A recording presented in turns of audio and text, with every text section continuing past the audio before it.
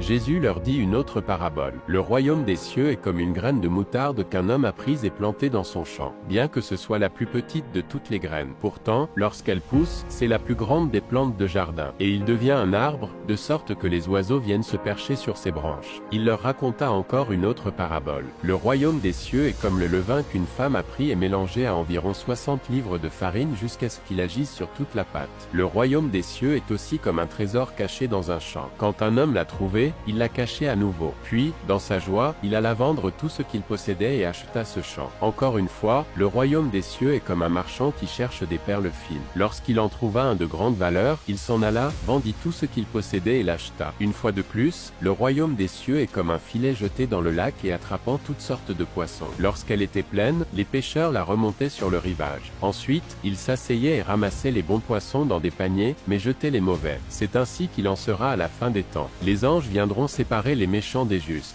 et jeter seuls dans la fournaise ardente, où il y aura des pleurs et des grincements de dents. Avez-vous compris toutes ces choses? Jésus a demandé. Oui, ont-ils répondu. Il leur dit, c'est pourquoi tout enseignant de la loi qui est devenu disciple dans le royaume des cieux. C'est comme le propriétaire d'une maison qui fait sortir de son cellier des trésors nouveaux aussi bien que des trésors anciens. Jésus a dit toutes ces choses à la foule en parabole. Il ne leur disait rien sans recourir à une parabole. Ainsi s'accomplit ce qui avait été annoncé par le prophète. J'ouvrirai la bouche en parabole, je prononcerai des choses cachées depuis la création du monde.